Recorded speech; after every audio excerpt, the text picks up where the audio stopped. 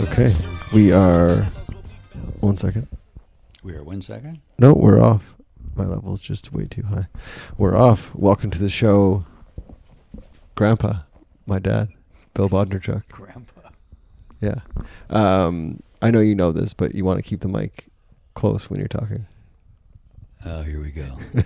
Okay. Thank you for that. Thank you. For those of you that don't know, my father spent how many years on the microphone? On the microphone? Mm-hmm. 7. Okay.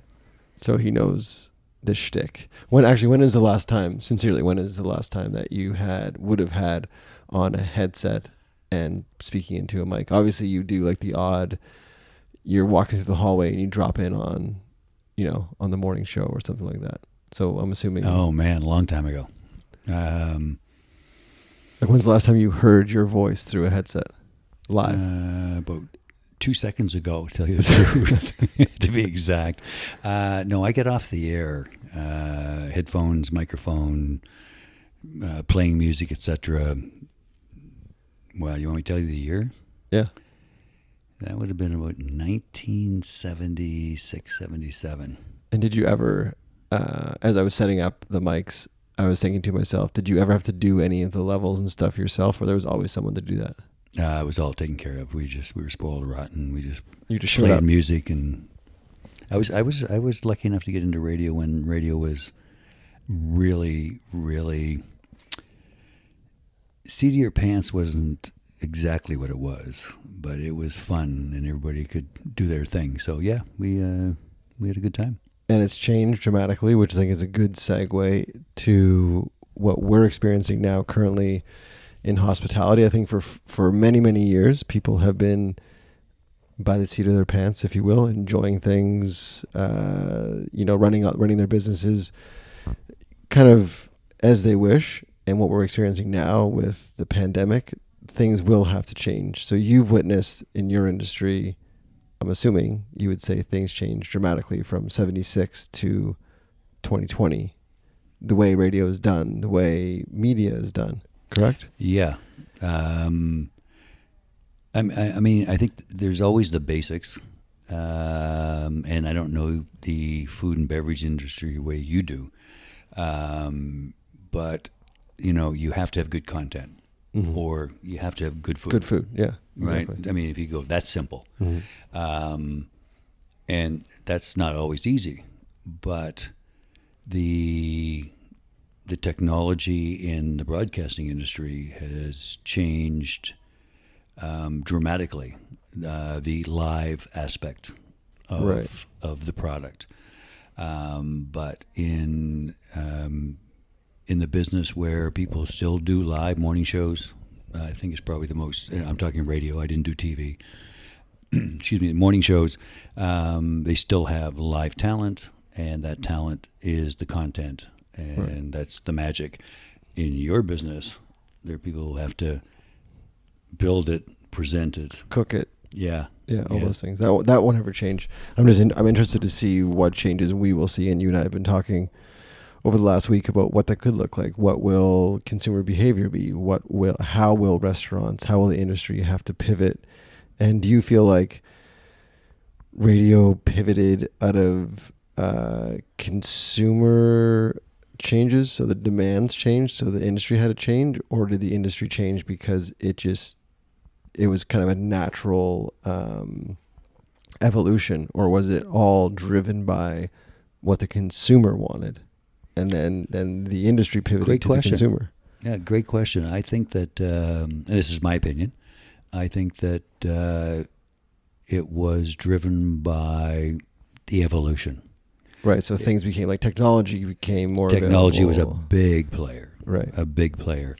So I don't think the consumer will continue to want what he or she wants. Mm-hmm. If you can deliver it in a different way, if you can deliver it more cost effectively, you would look at those avenues. Mm-hmm. I think that's obvious. But if the content and the quality is still there, the consumer doesn't really have to notice that we're now voice tracking. Right. Which if I can means, use that term. which is what? To those Voice who don't know tracking it. is you can be in any part of the world at any time of the day and be doing a show in another part of the world, speaking like it's a different time of the day and talking about stuff that's relevant then to them, if that makes sense. And it's all recorded. It's So all it's not, hard not drive. live. Yeah. Yeah, So it could- you're live, but you're doing it somewhere else. That's voice tracking. Voice tracking is right now what you and I are doing. Right. We could make it next month. Exactly. That- It's like batch recording stuff, Yeah. but making it talking like, oh, it's Wednesday and it's 4 a.m. And we know the forecast, so we can be pretty Right, close. right. Pretty close. Right. Before we hopped on the mics, I was texting with a client, an ex-client of mine, and I thought this would be a perfect question to pose to you because of the positions that you've held in work in a business. And most of you listening are obviously involved in the industry, so you understand what's going on right now, and it'll bring you. I'll paint this picture a little better. So I'm texting with this ex-client, and this ex-client is telling me that they are going through staffing issues right now. Like I'm sure everyone out there that has a business, no matter what the industry is feeling some staffing pain. But the staff that this guy had in place pre-COVID, he's been able to offer them work still because he's pivoted the business and he's been doing things like pasta kits and curbside pickups, grocery stuff, that kind of thing. But the challenge he has now is all of his staff, literally all of his staff, minus his wife and his dishwasher, have told him we're no longer going to work because we want to take advantage of the CERB. And those of you that are not listening, and those of you not from Canada, the CERB is a government program to fill in the blanks here to help aid those who have lost income, basically. Exactly. Right. Yeah. So the question I have for you, Dad, is you're now running a restaurant. Hypothetically, you own a restaurant, and looking at your experience that you've had with staff, numerous staff, how would you approach a situation where you have a government program in place that is now incentivizing people, for lack of a better term, not to work, to stay at home, but you still have a business to run because you have bills to pay, rent, you have mouths to feed in your own family. From a ownership or managerial lens, what is the play? And this is just you and me kind of batting it back and forth because I don't know the answer myself. But what do you do? How do you combat that? How do you make that work? Wow, that's a great question again, and I don't. My take is this. First off, I applaud the government for taking care of Canadian citizens. Excuse me, those people affected by this pandemic, and I want to say one thing.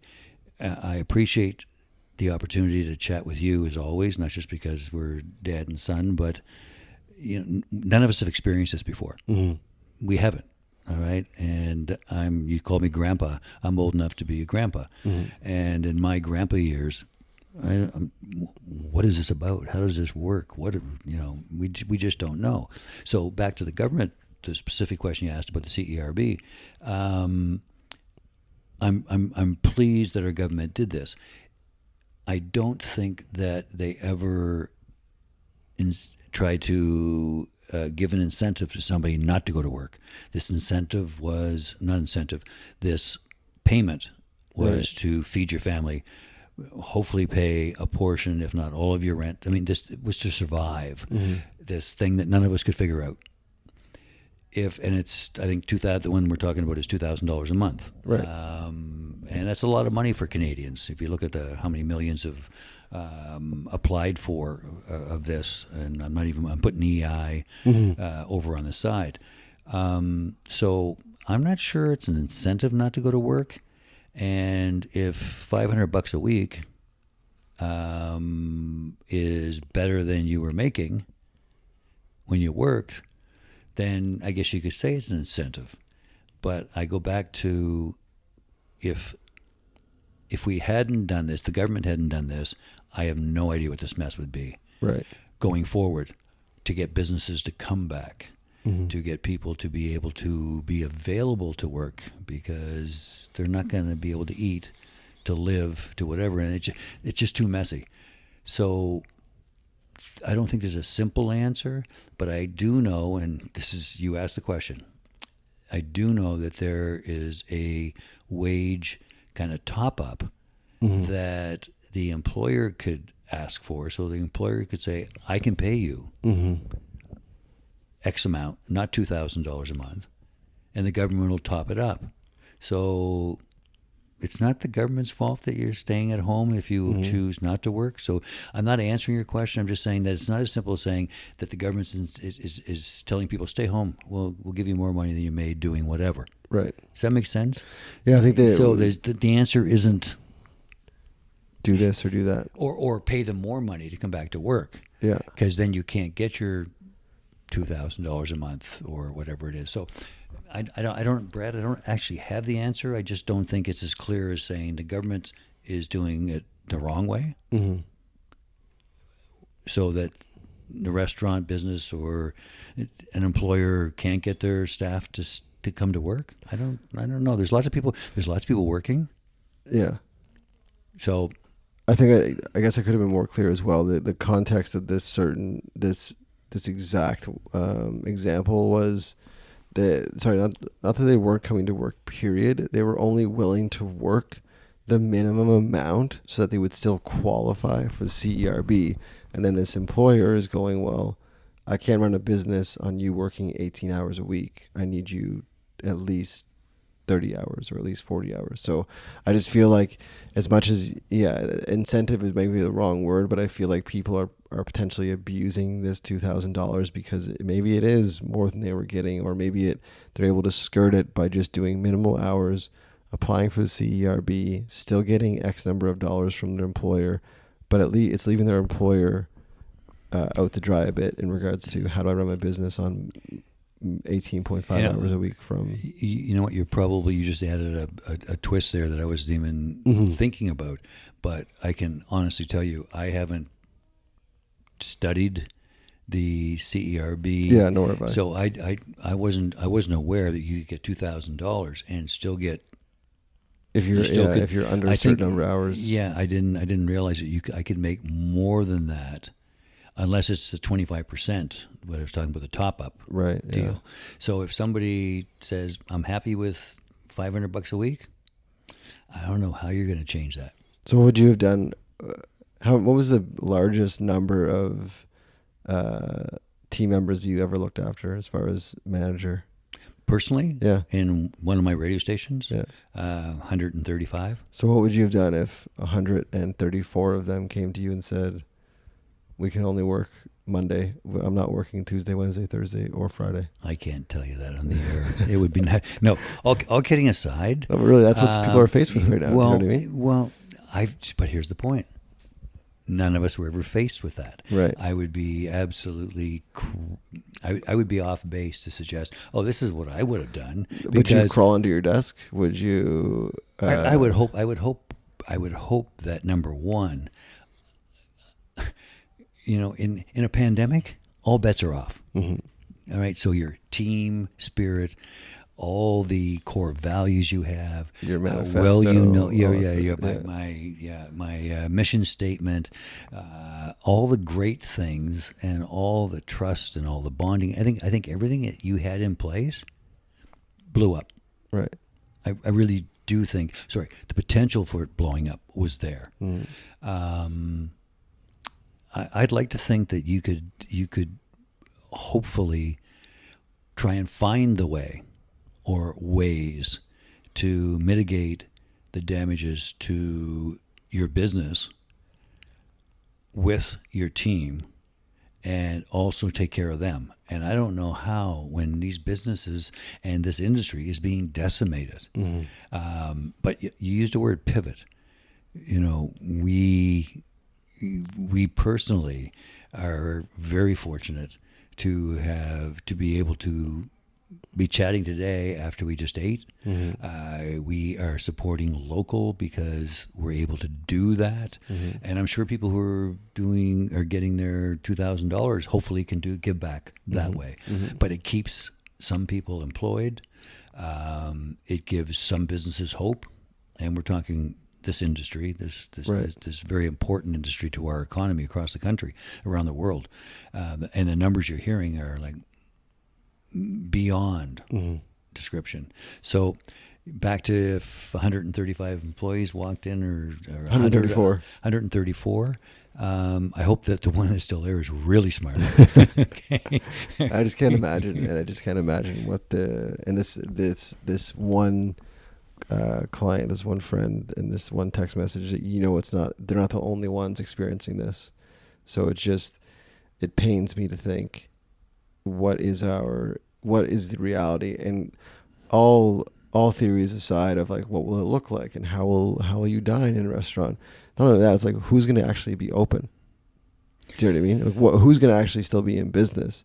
That's the frightening part, is that he's not the only one. She's not the only one. They aren't the only ones experiencing these challenges right now. So I'm just really, I'm really drawing a blank in regards to what this will actually look like when they say, okay, you're safe to resume.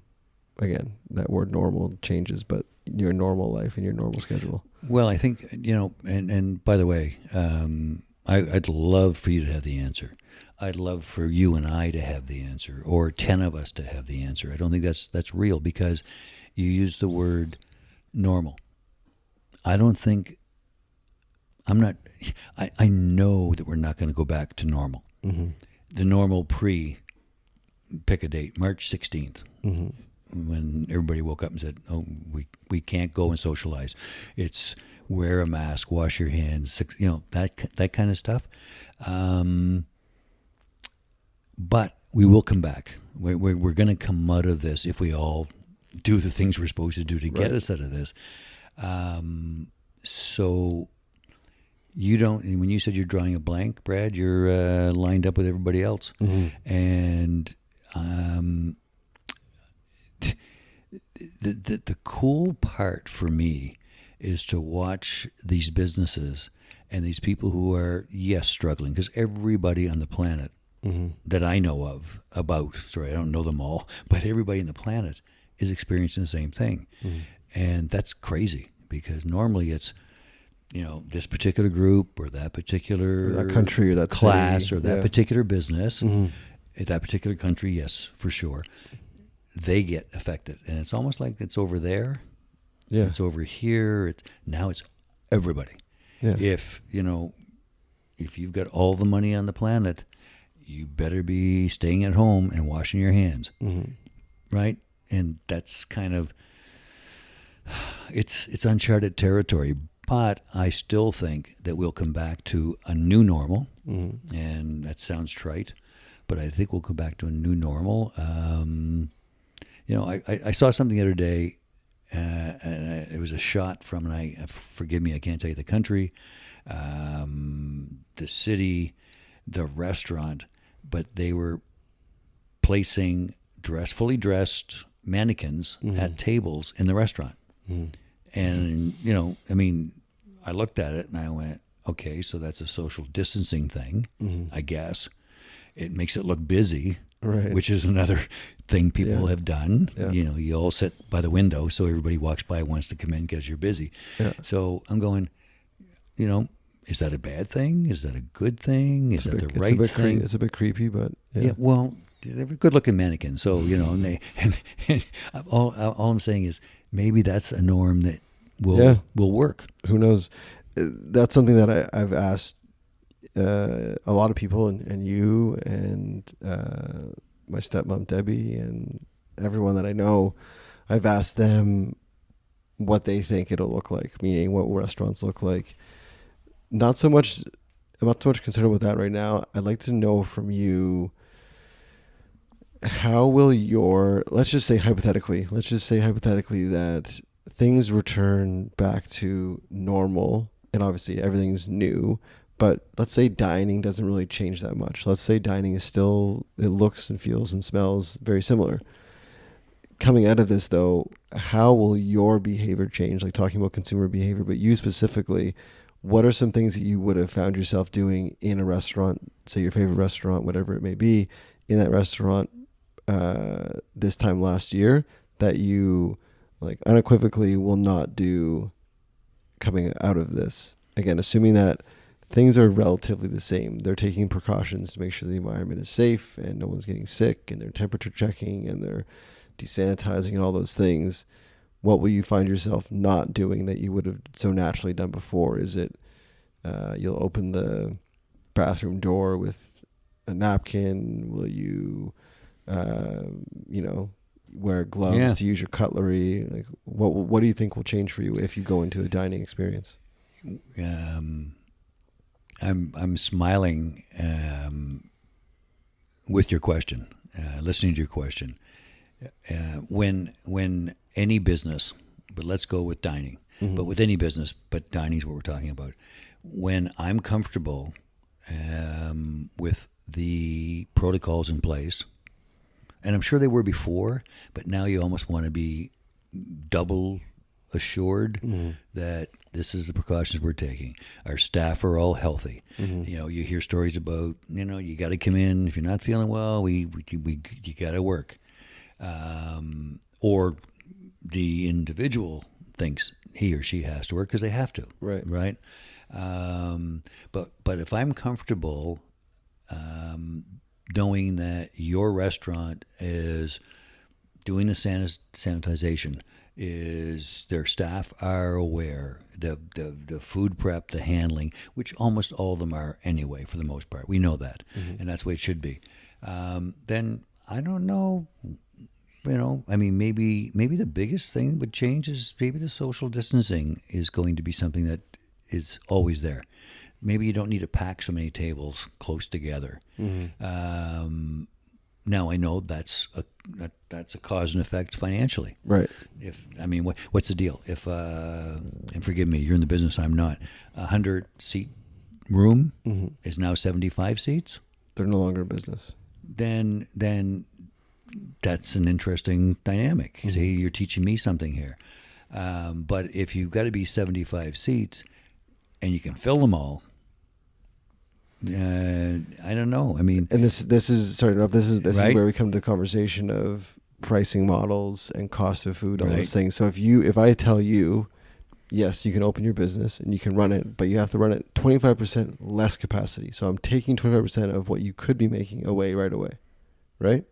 So then how do I recoup that? How do I make that up? How do I still pay rent? How do I still pay my staff? How do I still afford myself a salary to afford my mortgage or my rent or my car payments? So something else we've discussed off air, obviously, is pricing. How much more are you, when you go back into this scenario of dining again, and you're saying, you know what, if the protocols are there, maybe things don't really change for me aside from the social distancing. So if that's in place, how much more willing are you to spend more money on a steak, more money on a pizza? I'm hesitating because I don't know. It's a function of I have, as a consumer, X amount of income, disposable income for certain things. Dining out's one of them. Part of our lifestyles, we've been able to do this, and there's so much money spent on your mortgage, your car, your utilities, and this is what we spend on out dining and entertainment. But to take a dinner that costs, I'm making this up, $100, and now saying I got to pay $125 for it. I don't have a problem with doing that as long as somebody's giving me 25% more. Right. Right. So how come I have to pay 25% more out of my income? Because my income's not going to. Now remember, first off, everybody is in trouble with this pandemic. Yes. All right. We know that. Now, we're not going to say, okay, everybody go out tomorrow and all the money that you've lost isn't just coming back in one big fell swoop and saying, "Oh, here's your your retro pay." And by the way, now you should be able to pay 25% more for that steak, or whatever. So it's I don't know where this is going to end up, but I would pay more for the privilege and the entertainment and the joy and all the things that go with being out with friends and family and having a great meal and having great service and the ambiance of a nice room, all those things. Your favorite restaurant? Yes, I would pay some more to get everything going, to get out and do it. But the issue here is you've got these worlds colliding. The world's the workers, their money is an issue.